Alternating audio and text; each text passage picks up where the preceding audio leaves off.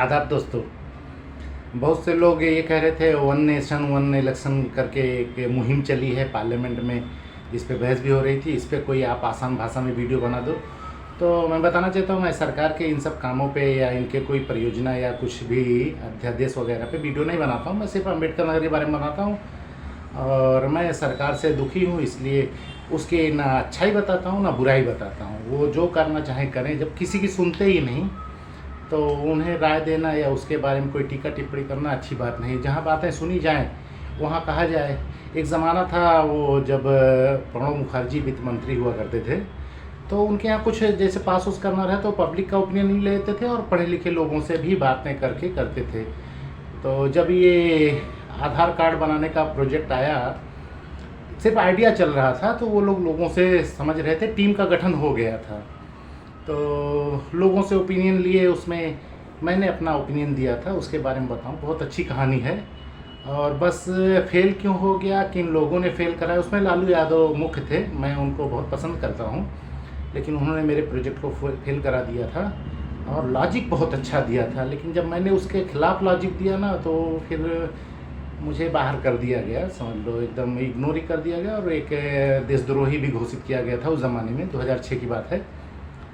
तो हुआ ये कि जब ये यूनिक आईडी कार्ड बनाने का प्रोजेक्ट दिमाग में आया, तो पब्लिक से अपना ओपिनियन ले रहे थे, क्योंकि उसमें पढ़े लिखे लोग सब थे और सरकार का कोई अपना एक आइडिया नहीं था। एक पढ़े लिखे व्यक्ति की सोच थी, उसने सरकार को बताया था। फिर सरकार ने कहा ठीक है, और लोगों से राय ले ली जाए, उसके बाद देखा जाए, कुछ अच्छी चीज़ें निकाल के इसमें बनाई जाए। मकसद सिर्फ भ्रष्टाचार को रोकने का था, क्योंकि एक यूनिक आईडी कार्ड बनाना था जो देश के हर इंसान के पास हो। इसके पहले एक वोटर आईडी थी जो 18 साल से ऊपर के लोगों के पास होती थी। तो जब आधार कार्ड का सिस्टम बनाने का सोचे वो लोग, तो उन्होंने कहा 5 साल से ऊपर के लोगों का बनाया जाए, 5 साल से नीचे वालों का तब नहीं सोचा गया था। ये तो बाद में बढ़ा के कर दिया गया कि पैदा होने के बाद बच्चे का बना दिया जाए, वरना पहले 5 साल से ऊपर के लोगों का था। जब उसमें आइडिया लिया जाने लगा, तो उससे मैंने बहुत लंबा चौड़ा मेल किया था, पूरा प्रोजेक्ट समझा के, कि मैंने कहा कि एक ऐसा कार्ड बनाया जाए जो पूरी, इसका नाम यूनिक कर दिया है तो यूनिक ही रहे। इसमें एक चिप लगाई जाए जो कम से कम 10 लाख बार अपडेट की जा सके, 1 लाख नहीं 10 लाख बार अपडेट की जा सके। इस कार्ड में चिप लगाई जाए और उस चिप में उस इंसान की सारी जानकारी होनी चाहिए, उसका ड्राइविंग लाइसेंस, पासपोर्ट की डिटेल, खतौनी, जो केस मुकदमा हो, असलहे का लाइसेंस, बैंक बैलेंस, इलेक्ट्रिसिटी, घर बंगला, सब कुछ ज़्यादा जितनी चीज़ हो उसमें सेव रहेगी। अब उसको ऑपरेट कैसे किया जाएगा, जैसे बैंक में उसको ले जाके यूज़ करना है, पैसा निकालना है, तो जब सारी चीज़ें एक ही कार्ड में हैं तो चाहे जहाँ लगा के यूज़ करें, नहीं, बाकी सिस्टम वो विभाग को जो मशीन दी जाए वो अपनी चीज़ ही ओपन करे। जैसे मान लो बैंक को जो मशीन दी जाए, वही कार्ड जब बैंक लगाएगा अपनी मशीन में, तो सिर्फ उसको उसके अकाउंट की डिटेल मिलेगी, खेत खतौनी, लाइसेंस, ड्राइविंग लाइसेंस, पासपोर्ट नहीं खुलेगा। और जब वो ड्राइविंग लाइसेंस के आरटीओ वाले के पास लगाएगा तो उसका ड्राइविंग लाइसेंस, गाड़ी की आरसी खुलेगी।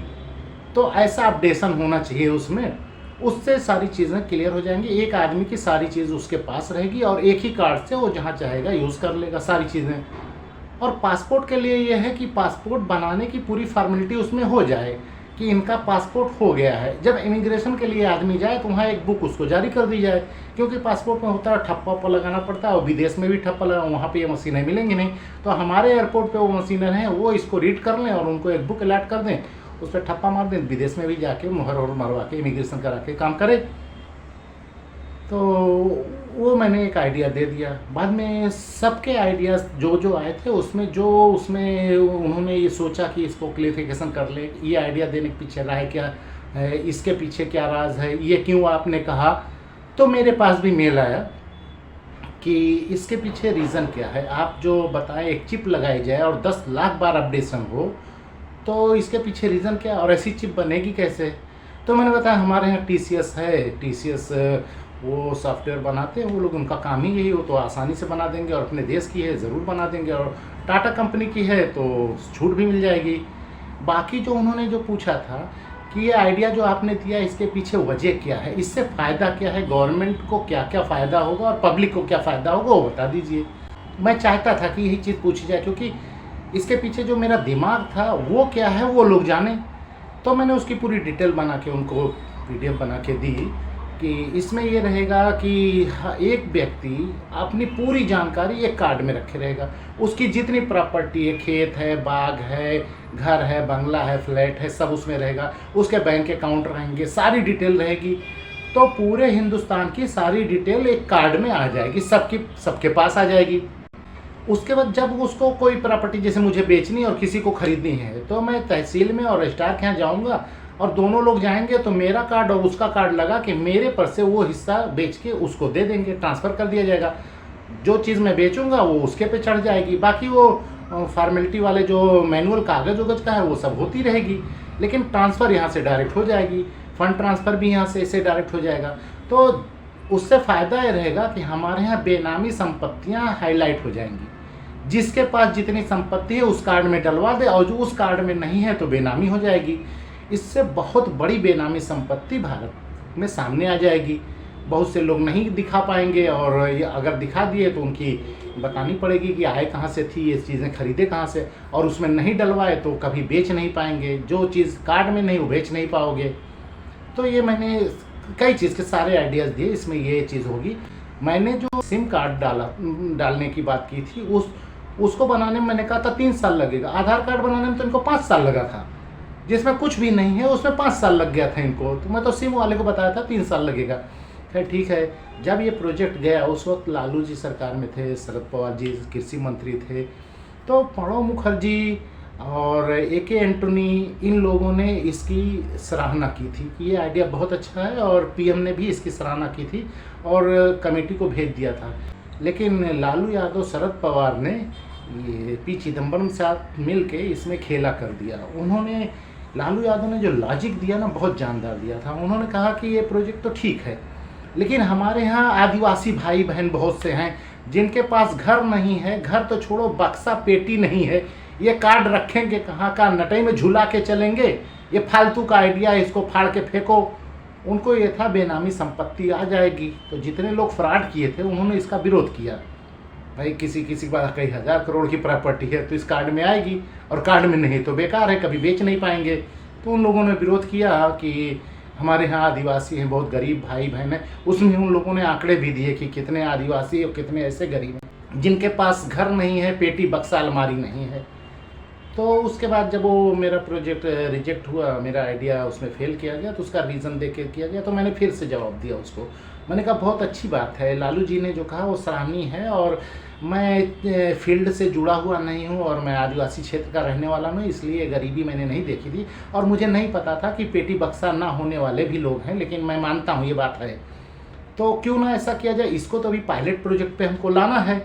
ऐसा तो है नहीं कि 95 करोड़ जनता है तो पूरे लोग को एक ही दिन में बना के देना है। पहले पायलट प्रोजेक्ट रखाएंगे। तो ऐसा किया जाए, क्यों ना पहले लालू जी की समस्या का समाधान करते हुए जिन लोगों के पास पेटी बक्सा है उनका बनाया जाए।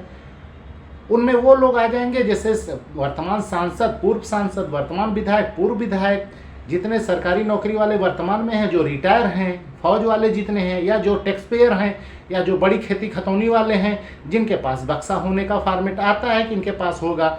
ऐसे 5 करोड़ 95 करोड़ लोगों से जैसे 5 करोड़ लोग का कार्ड बना दिया जाए, 1 साल में इनको बना के चालू किया जाए।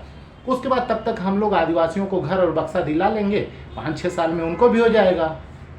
ये आइडिया मेरा गया। उसके बाद मेरे ऊपर देशद्रोही का एक केस लग गया। उस वक्त मुलायम सिंह मुख्यमंत्री थे उत्तर प्रदेश में, और उसके बाद मैं सरकार को आइडिया देना बंद कर दिया। मैंने कहा नहीं, ये लोग इस लायक नहीं हैं, ये लोग देश के बारे में नहीं सोचते। अगर एक आदमी कोई देश के बारे में सोचता है तो लोग उसकी टांग खींचने वाले रहते हैं। सरकार में 2 गुट था, एक तो तुरंत माना कि नहीं ये चीज़ अच्छी है, करप्शन इससे मिट जाएगा और बेनामी संपत्ति ऊपर आ जाएगी, और ये कुछ कह भी नहीं सकते। भाई लोगों की मांग थी एक ऐसा यूनिक ID कार्ड बने। हमने तो जनता से ओपिनियन दिया था, जनता के बीच ओपिनियन आया था तो हमने लगाया, लेकिन वो उसमें नहीं माने वो लोग। और फिर मैं भी सोच लिया कि ये लोग के लिए कुछ नहीं करना है। तब से मैं सरकार को कोई आइडिया नहीं देता हूँ। एक आइडिया इधर उत्तर प्रदेश सरकार को दिया था, लेकिन मैंने कहा था बालू पे रॉयल्टी कम करने की। जिस दिन मेरा मेल पहुंचा उसी दिन बालू पे रॉयल्टी बढ़ा दी गई। तब से मैं शांत हूँ कि भैया जनता जैसे है वैसे जी ले। मेरे आइडिया के बाद ये लोग उल्टा कर देते, जनता को और तकलीफ हो जाती है। तो मैं ये बताना चाहता था कि मैं सरकार के बारे में इसीलिए नहीं बोलता हूँ कि वो इस लायक नहीं है सरकारें कि उनको कोई आइडिया दिया जाए या उनसे बात की जाए। आप खूब दिमाग लगा के अपना माथा पच्ची करके आंख फोड़ा के कोई प्रोजेक्ट बनाओगे, फाइल तैयार करोगे, उनको भेजोगे, वहाँ कोई निकम्मा जाहिल कामचोर या चोरकट भ्रष्टाचारी बैठा रहेगा, वो ऑब्जेक्शन कर देगा, वो रोना रोने लगेगा, आदिवासी दलित भाई फलाना, तो आपका प्रोजेक्ट जब फेल कर दिया जाएगा तो दुख होगा। इसलिए मेहनत करना ही बेकार है भाई। अपने काम धंधे पे लगो और जो भी अपना गांव जिला देखो, सरकार को अपना करने दो, लूटे लाटे। जिस दिन जनता का खुलेगी अपने आप पता चल जाएगा क्या है।